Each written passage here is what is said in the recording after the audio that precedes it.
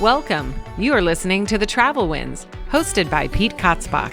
This is a weekly interview show about people who travel for work and all the ups and downs that go along with it. Here we go.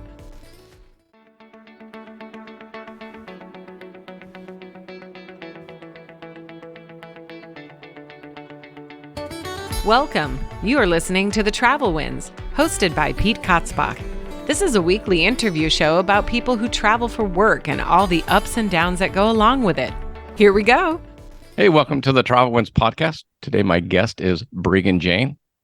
Probably the best name I've had on the show so far. Thank you, Mom and Dad. Exactly. How are you today, Breegan? I'm great, and thank you. My name means strong, by the way, and I have always liked having a unique name, and it makes it very hard to hide, but that matches my personality, so it works. You're not hiding anyways. You're an interior designer, the hgtv host, a lifestyle expert, mom, girlfriend, Yes, family friend. You got a lot going on. I do. We are always on the move as a unit, just myself growing all the time. And so there's a lot of hats we have to put on and a lot of places we have to go. And that's why you're on the show today.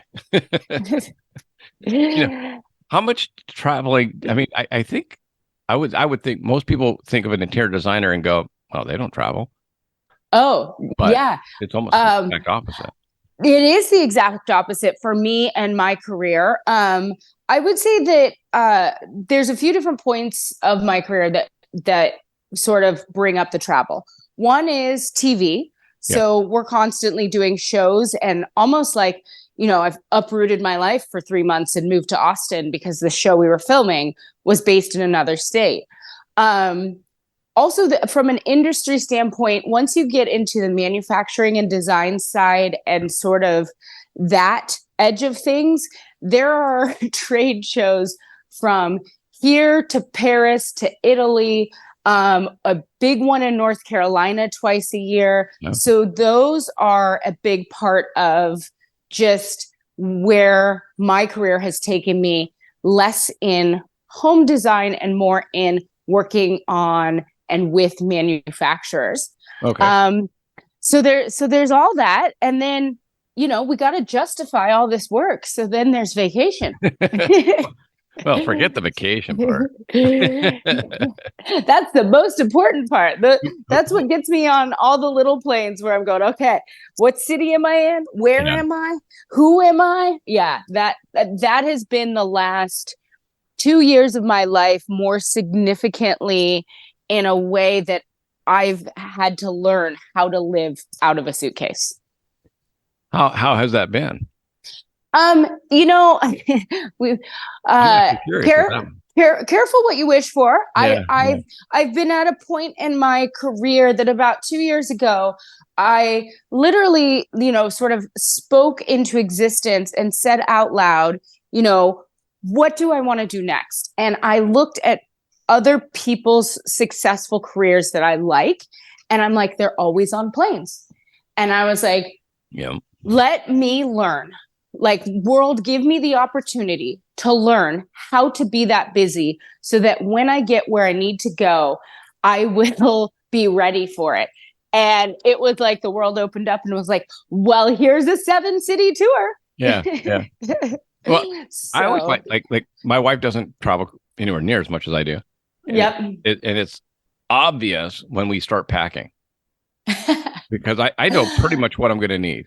And she's still guessing. Yep. And I might need that. What if I that? And now I'm like, well, if I don't, even if I were to need it, I'll use these shoes instead. Yes. Well, I think the world is much kinder to men in fashion, where there is less pressure on how perfect you look. A suit looks great. You know what I mean? Black pants, blue shirt, you guys can get away with it. In my career, there's a lot of pressure on how I look, just sort of from a presentation standpoint and a brand standpoint. So I am a recovering overpacker. Well, that's what I was going to ask you, because you said you've been packing a lot, and it is more for women. I am a recovering overpacker. I was the girl that brought, and still do, by the way, if it's like a vacation or something that's not work, my suitcase is way bigger than it should be. I am all the memes. But when it came to traveling for work, what I realized, and for anyone who's looking for travel tips, I pick 2 outfits. I try them on in advance from head to toe, and I pack those 2. Gotcha. And that's it, and so that has helped me, because it's like you've got one outfit and you got backup outfit, and that's it. and the carry-on's the way to go. The carry-on is a huge help. If you can make it fit. I don't know any other way to do the type of travel that I've been doing over the last 2 years. And so again, I had to learn. And especially with layovers, sometimes, there's just cities that I'm getting to where you have to go through a major Atlanta or wherever. And your bag can't not be there is the other thing. A lot of times I'm hitting the ground running straight to an event, and I'm like, I can't worry that my bag's not going to make it. Yeah. So that's interesting, because that's a total business traveler's mindset. Yep. Because I've done that. Like, I'm like, okay, I'll put the stuff I might not need in the luggage, but then I always carry stuff with me that I know I need. Yeah. Yeah. Like, I have upcoming travel. I land at 8 a.m. and I'm speaking at 10:30 a.m. Yeah. And I'm already like, okay, so makeup needs to be done on the plane. Like, everything, I hit the ground running. Yeah. Well, do you think being a mom has helped you with it? Yes. Yeah. And when I was, when my children were really little, and I am the overpacker, one of the things that I did not enjoy was the stuff that come with baby. And I sort of refused the diaper bag. I was like, I'm not doing it. I'm not doing it. And so every time we would leave the door, I would ask myself 3 questions. What do they need to eat, poop, sleep? That was it. And the basics. Yep. As long as I had enough with me for them to eat, poop, sleep, we were good. And I stuck to like a regular purse. I would put 1 bottle in it. I had my systems. I had the compact travel, everything stroller that they napped in. I made life. I wanted a life where I could take my kids on the go. So I purposely was like, none of this. We're napping at home with the noise machine. Like, I can't set up my life in a way that you need that to sleep. So you got to get it together and figure out life the way I have it. Yeah. Yeah. Well, I know, having kids, my 2 daughters, it definitely got me like, you had to be on time, and like, you had to make sure everything was there. So now for business, I don't have they're obviously not children anymore. So, but I still pack that kind of same way, the mentality. Yeah. Let me make sure I know where everything is. Yeah. I have friends who will like joke and remind me of things I don't remember. And one's like, remember when we were in your office and I was like, where's the baby? And you opened the closet and he was asleep in his pack and play. I was like, oh yeah, that sounds like me. Yeah. That sounds like me. And they are great travelers now. Exactly. Both my girls are too. It's interesting. They've actually traveled to more countries than I have now. Oh, that's awesome. I hope for that one day. Yeah. Mine, so my boys are 7 and 9. And just recently we went on a trip with my boyfriend as well.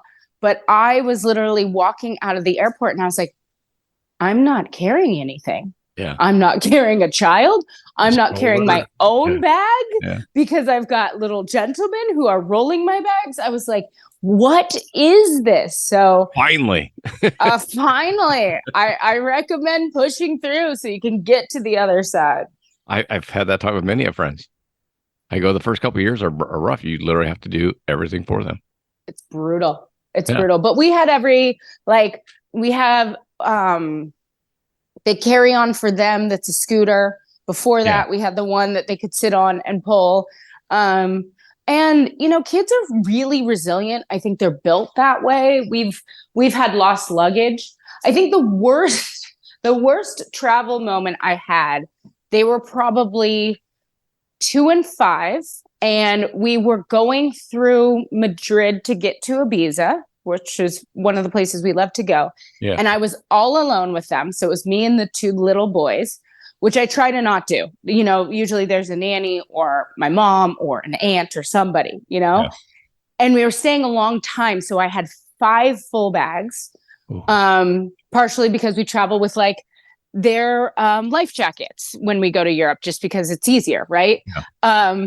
And so I have 5 full suitcases, 2 kids, and it started in LA. We checked in and they're like, we can't check you all the way through. And I was like, it's same airline. I called the airline in advance. They said you can. I have 2 kids. What are you talking about? And she was like, nope, you're going to have to pick up your bags in Madrid and put them on the other plane. And I was like, will I make it? So that was the first part.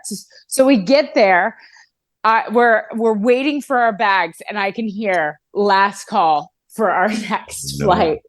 And our bags hadn't even started coming out yet. And I was just like, how am I going to do this? I have 5 bags, which would be near impossible for one person anyways. Secondly, I have a 2-year-old and a 5-year-old. Like, what are we going to do? But we made it through, and I will always have that memory. And my older 5-year-old was a champ. We each took a cart and we put the baby on one of the carts, sit and have fun and hold on.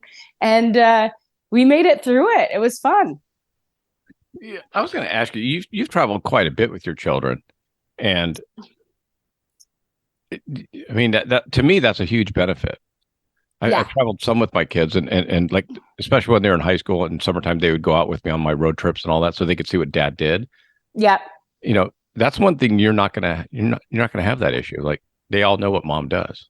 I love that they know what I do. And I also love the aspect of showing them that there's different worlds and different ways that people live.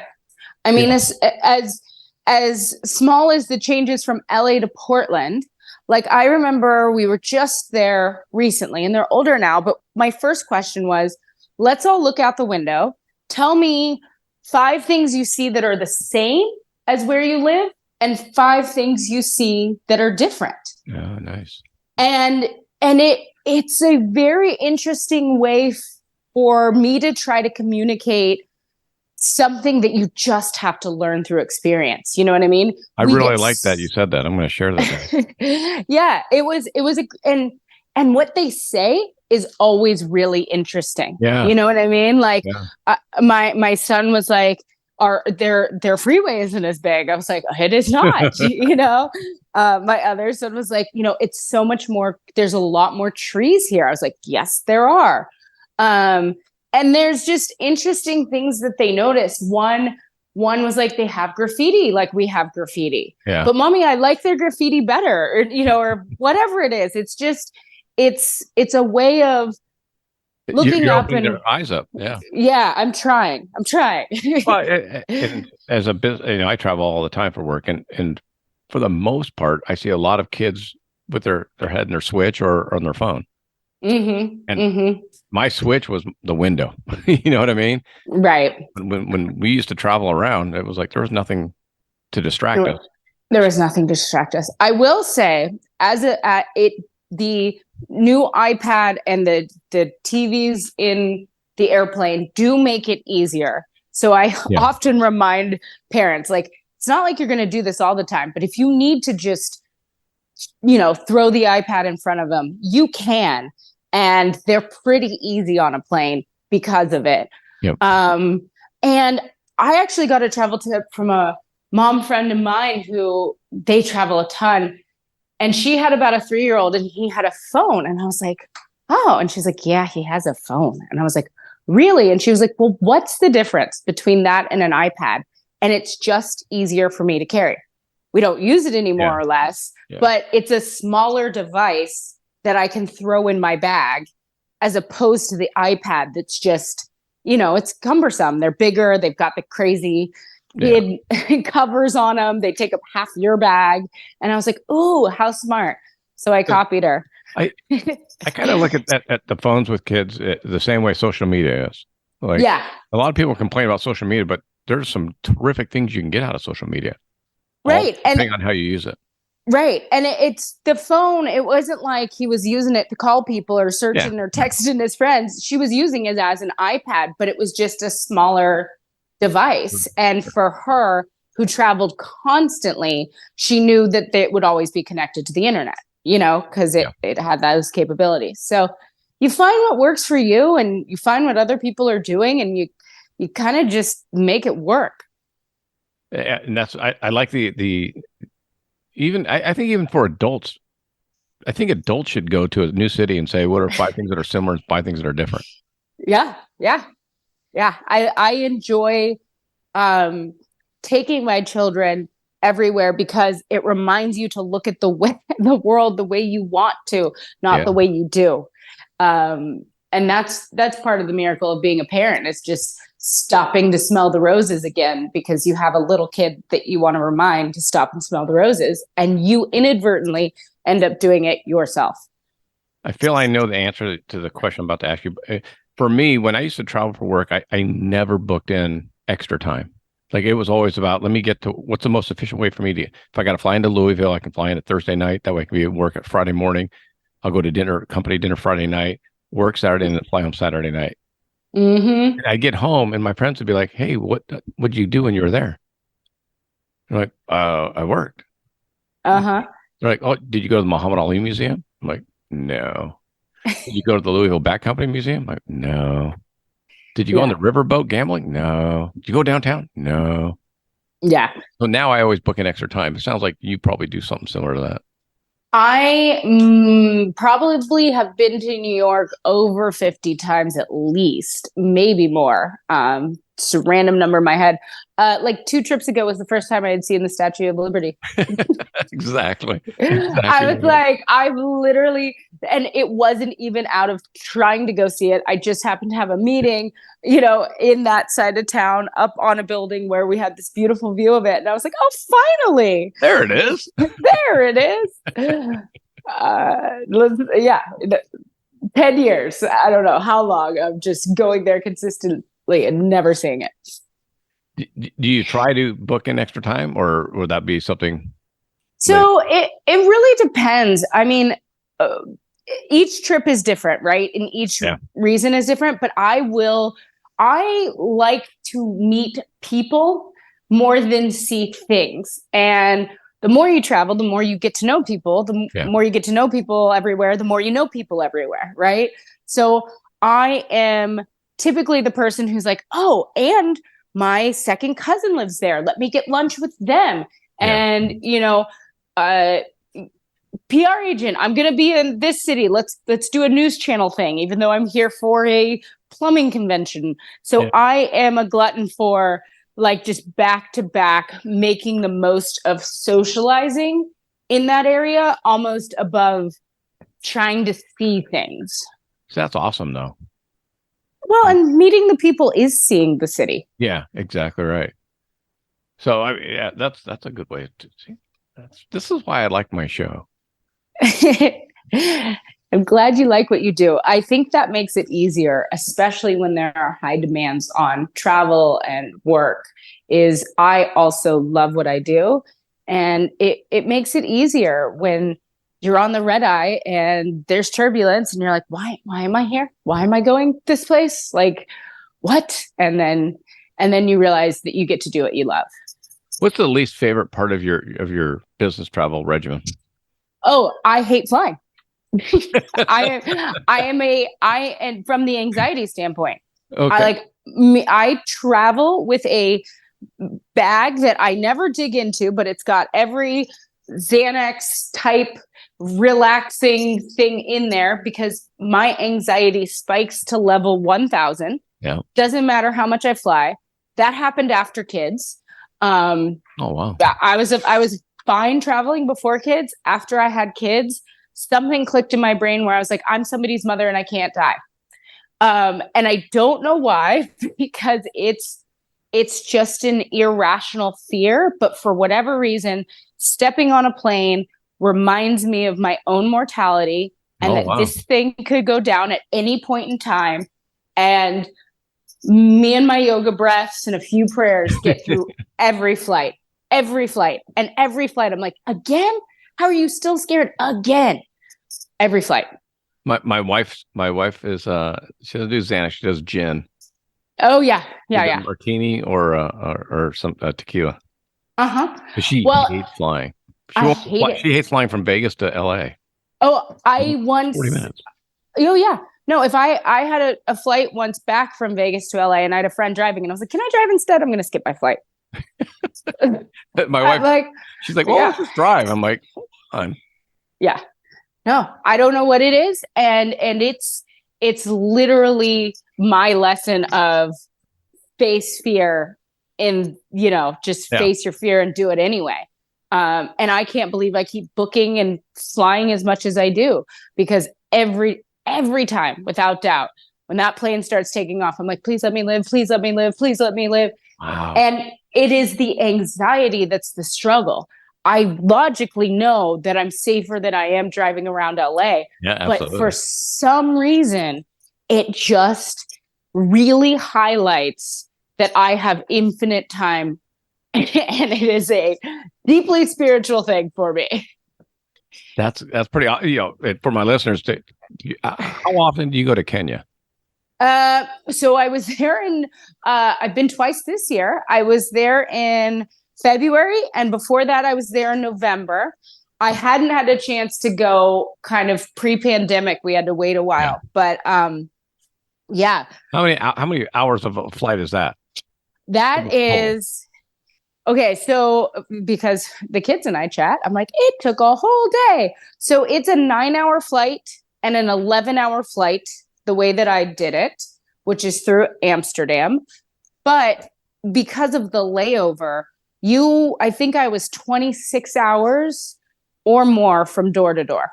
But you were 20 hours in the air. 20 hours in the air. Of being scared. Each way. That's a long time to be scared. It is. The bigger planes are a little bit easier for me. I know my stress level, cortisol, has got to be so high. The bigger planes get easier for me because they're a little bit smoother, right? Okay. Yeah. So, and like after about 2.5 hours, I'll kind of calm down.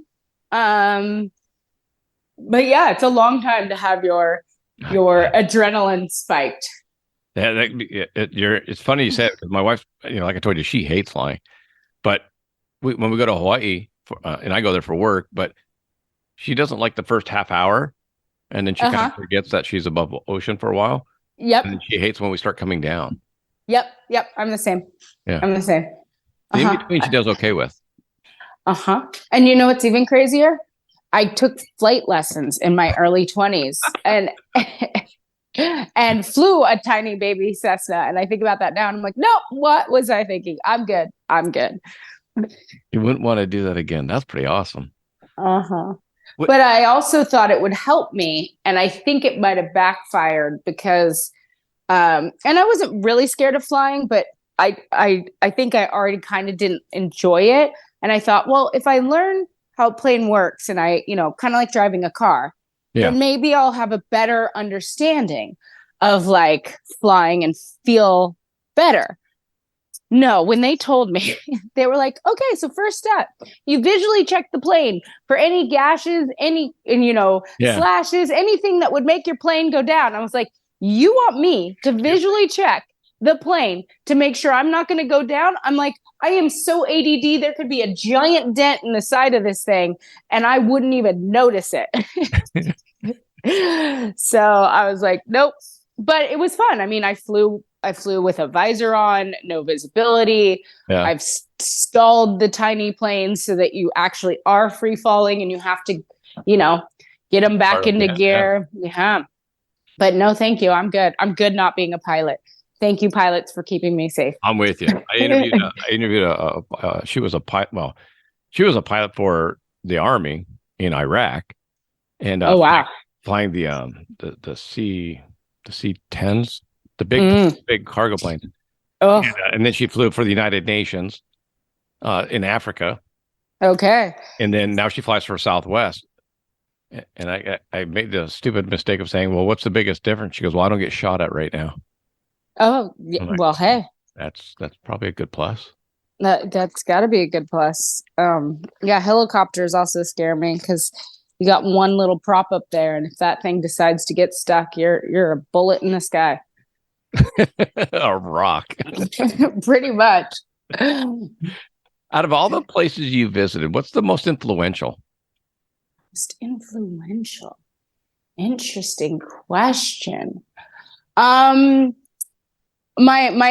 immediate reaction goes to a trip to Costa Rica when I was 11.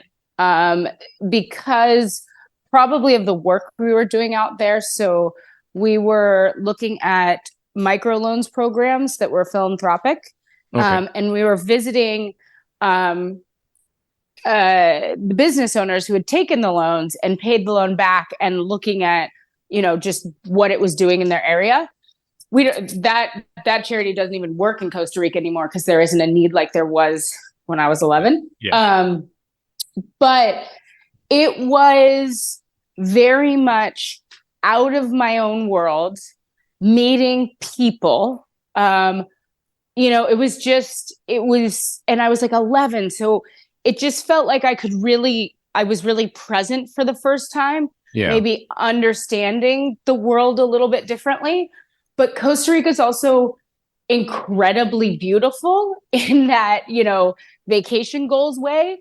So it was really this like combination of being invited into poverty that I hadn't seen in that way before. Yeah. Even though I'd seen poverty, but not outside Mexico. So and then seeing also like the beauty of beaches that weren't, Hermosa or Redondo or, anywhere in California. Anywhere in California. And I really enjoyed that trip. That might have started some of the travel bug. There you go. Yeah. I'm curious, did you get into interior design just because it was what you enjoyed doing and then the travel was extra, or were you like, hey, I want to do something that includes travel?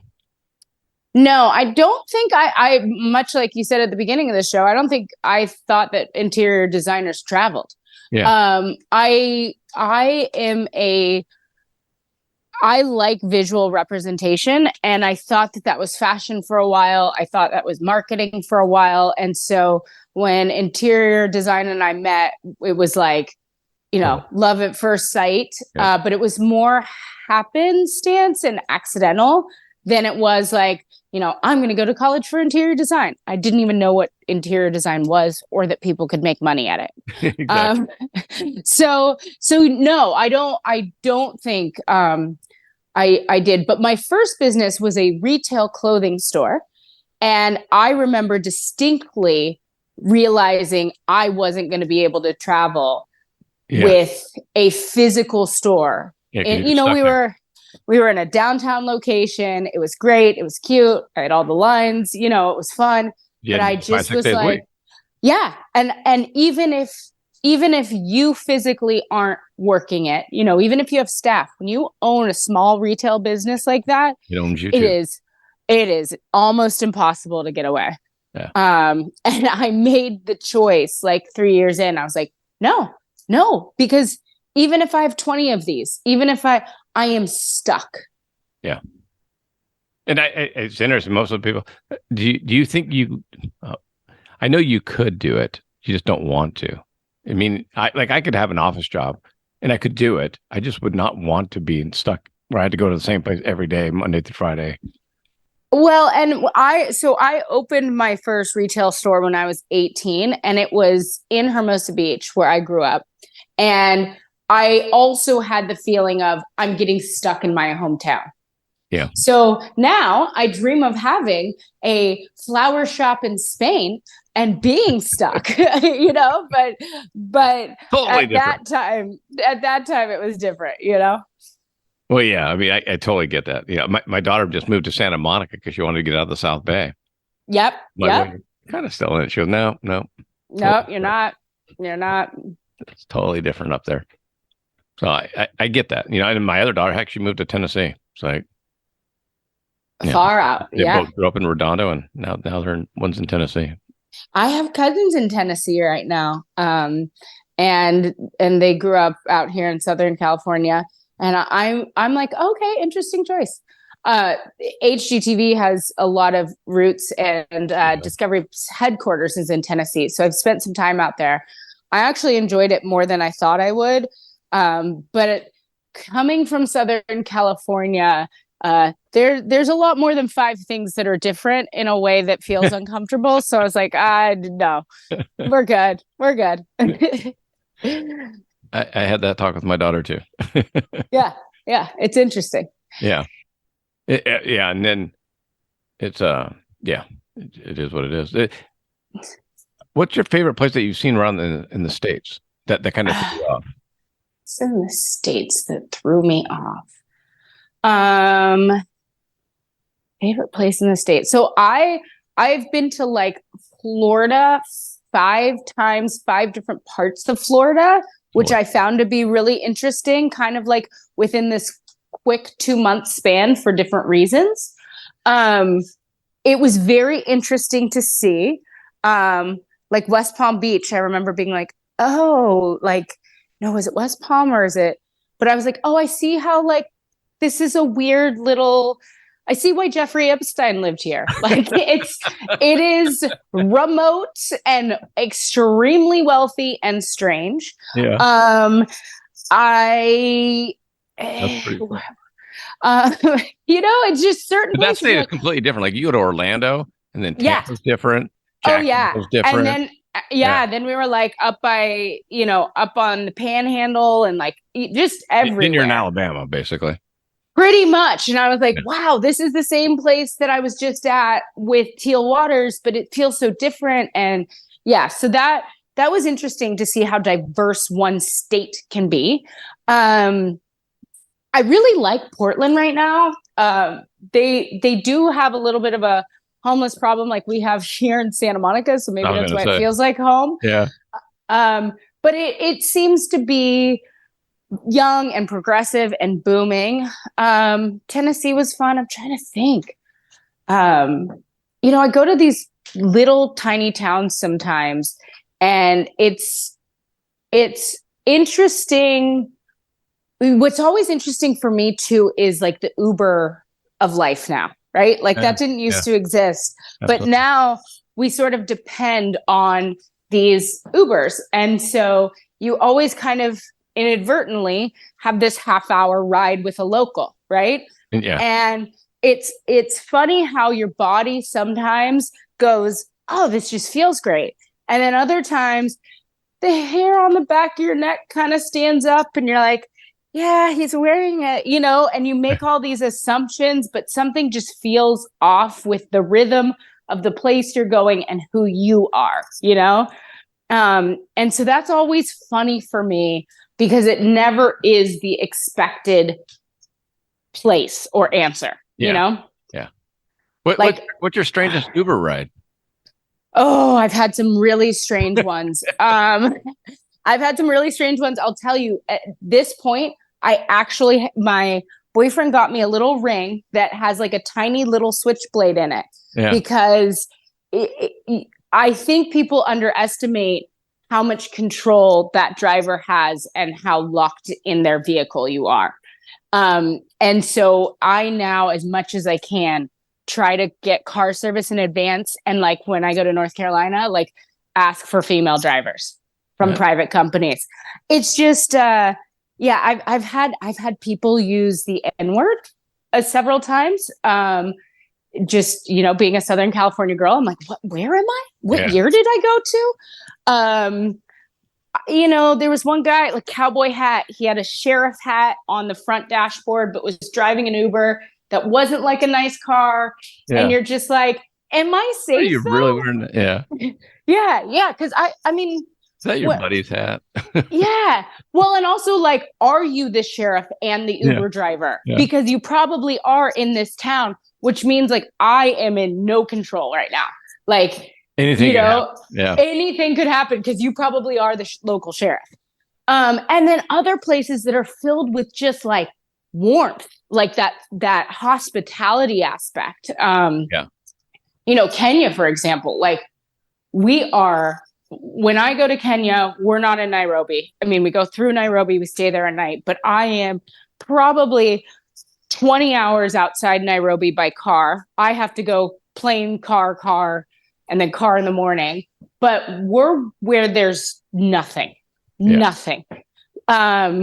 And you really have to rely on your instincts and people, because there's no hospital in this city. You know what I mean? There's nothing. Like there's nothing. There's machine guns. We bring machine guns to keep ourselves safe, but sometimes the other side has some machine guns and you're trying to shake hands. But culturally, there are things that you just have to learn to navigate and flow through, because even the communication is different, and not so much in what you say, but in how you carry yourself. As a woman who I can look in the eye, and when that might be a sign of aggression or, almost flirting. I actually lived in Austin, Texas for a while. And when I was there, I was working for a yacht manufacturer, and I traveled to Dubai, spent about 2 weeks there.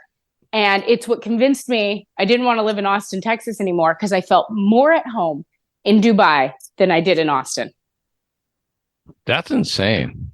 I mean, but it makes sense, but it's hard to wrap your head around that. Right. So at the time I was like early 20s. I had this great afro. And in Austin, my experience was that not a lot of my friends traveled. I worked a lot, and I was sort of the fish out of water in a way that was like kind of this like spectacle, but like I was also kind of included, but not really. You know what I mean? Yeah. It's the capital city. It's still very Texas, right? And when I went to Dubai, their entire city is built around welcoming travelers and welcoming people. So they have a lot more Africans in their, people of color. They're darker by skin tone. And they have kind of this mental, what I experienced was, we do life our way, but how you do your life, we don't have an opinion on. Right. And I just remember feeling so welcomed and so loved and so respected. And I was like, yeah, I don't think Texas is the right place for me. I feel more at home in Dubai. That's insane. I had to talk with my daughter when she moved to Knoxville. My daughter's half Filipino. Okay. Yeah. And then I look up, and I love Tennessee, but Tennessee is also literally where the KKK started. Oh, is it? That makes so much sense to me. And I look up, and I'm like, I go, hey, before they moved, I'm like, I'm not trying to dissuade you. I'm just telling you, be aware. Be aware. Yeah. It's still a viable group that's out there. Mm-hmm. The reason I carry a switchblade on that ring is the Uber ride in Tennessee. That was a fun one. Yeah. I was my best story with Uber was I was in Vegas, and I was going from the airport to the Resort World, the new casino there. And this guy picks me up, and I'm like, dude, where are you going after that? He was slicked up. I mean, he was dressed up. He goes, well, I always want to look good. He goes, I just do this to make extra money, but I'm one of the singers in the Commodores group. What? And I'm like, excuse me? He goes, I'm not one of the originals, but that's what I do. I travel. So when they're touring, I go out and travel, and I sing with the Commodores. I'm like, yep. I'm like, what are you talking about? Like, yep. You're blowing my mind. Sometimes you meet really cool, interesting people that that are Yeah. So And I like the thing to I like talk about Uber versus taxis. Yes. Yeah. And sometimes people, it is interesting because sometimes people can make you feel really comfortable and other times, you can't. And now you can travel alone, as a female. When I first started traveling, I was like 18, and I remember I had asked my parents for a trip to Europe for Christmas. But it took me about a year and a half to find somebody else who could go with me. And at that time, you didn't have cell phones the same way. Yeah. And it just was not that safe to get on a plane where you weren't, you had to sit in an internet cafe. Like who I met went earlier. And I remember like I had to wait for him to find an internet cafe to email me to make sure he made it. And, it was now there's just so much more communication and help on the ground, which is both good and bad. My daughter did a semester in London at film school, at a film school in London. She did for a summer, and she paid for it. She did, she literally showed up and said, "Here's what I'm doing this summer." Like, you paid for it, okay? But we were FaceTiming frequently. Yeah, like I'm there, and she's taking me around London with her, with her phone. And I'm like, this is so. Yeah. It is. It has made the world a lot smaller in an amazing way, and I'm even grateful for the TV programming that, and just the YouTube videos. Like my boys can see the whole world in 2 seconds, through that possibility that didn't used to be there. Well, that's why I always tell people, like, it's like social media, right? It's like I can go on YouTube and watch a whole bunch of junk stuff, or I can go on there and learn about Tokyo. Right. Yeah. And see where I should stay, and walking tours of South Korea, and there's so much good out there as well. Yes, there is. There's a lot of good. Are there any places you're looking forward to going to that you haven't yet? I haven't been to Bali, like Thailand, Indonesia, in that region of the world, and I'd really like to do that because I'm a beach baby. Flight, just so you know. I know. Well, then I was going to say Australia, but that's even longer. It's a long flight too. I just talked to a guy who does work in Tasmania. I think it was 20 hours straight to Melbourne. Yeah, that's what I've heard. And then, I've only been to Hong Kong as far as like that area of Asia, and so I'd really like to experience Japan. Yeah. And the list is like so long. We were all ready to go to Tokyo in April of 2020. Oh yeah, that didn't happen. That did not happen. And so we're looking forward to going back and all that. So it's thing. Everyone that's been to Tokyo has told me it's one of their favorite places.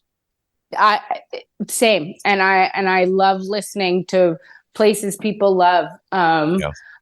I also have heard great things about Berlin. I went through their airport recently, but having a last name like Hoyer, I think I've got to make it to Germany at some point. Yeah. Well, it's interesting. Kurt Angle, who's a WWE wrestler, won the gold medal in wrestling and all that.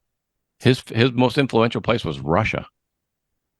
And he goes, and it blew me away, right? And I'm like, really? He goes, obviously not for the politics end of it, but the people there, the actual people that live there, were phenomenally great to me. And he always remember it, and it's always just a great memory. And so I think that goes back to, it, like you said, it's not so much the places you see, it's the people that you meet. Mm-hmm. And realizing different people are good at different things. Like as a designer now, like even going to Kenya, I'm like, your metal gates, like they're just, why don't we have gates this cool?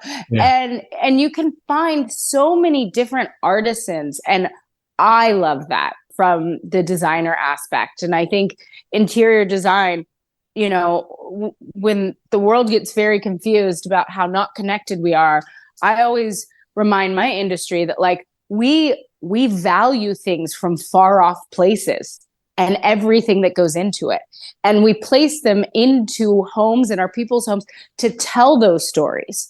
And travel is amazing in that way. Absolutely. Yeah, I think for interior designers, I think travel should be part of the business. So you can bring in a southern aspect or a north aspect or Spain and all the different places. So and again, like part of the reason I want to go to Bali and Indonesia is a lot of their woodwork and their it's different than what we have here. And I would dying to go to Morocco. I actually work with somebody who imports a bunch of stuff from Morocco, but it's like the bazaars in Morocco would be surreal. Yeah. For an interior designer, it'd be awesome. Yep. And I'm lucky because I live in LA. So there's, of course, a guy here in LA, who's got a shop and he ships things from his family. And I feel like I'm in Morocco when I go into a store. Yeah. We're actually doing like a custom order right now. And I mean, it's all going to come direct on shipping containers. But LA is unique in that way, I think. It's like the kids and I can go eat in Little Ethiopia on Tuesday after a soccer game. And it's a whole cultural experience being here, but it's not the same. Yeah. I was going to say it's interesting, but like you said, now you met somebody that's from Mali. And so now if you just do decide to go, you could actually go to that person that you met here and say, hey, what do I do? Who do I meet? And talk to my cousin, talk to my aunt, it's all about people. So that's cool. It is. It's a great way to interact in the interior design business. It's fun. It's fun. The more you travel, the more you meet people, the more you know people everywhere. And the world starts to get smaller and approachable, and it's all connected. Totally agree. Well, I appreciate the time. I don't want to take up any more. What's the best way for my listeners to follow Breegan and see what you got coming up? Thanks, Mom and Dad, for that unique name. Breegan and Breegan Jane is what it is everywhere on social. So it's BreeganJane.com, at Breegan Jane on every social handle. And you can pretty much Google Breegan and find my email. So and you got careful what you wish for. I got my website, BreeganJane.com. It's about as easy as it gets. Yeah. Well, I'll make sure to put all the links on my page as well. So if any of the listeners go to the website and they can track you down quick. Yeah, especially if they're looking for travel tips with kids. I've blogged about some of those. So I'm happy to share what I've learned. Well, again, thank you so much for your time, Breegan. Thank you for having me. I'm sure we'll run into you at some point. I'm sure we will. All right. Thanks, Breegan. Thanks. Bye. Bye-bye.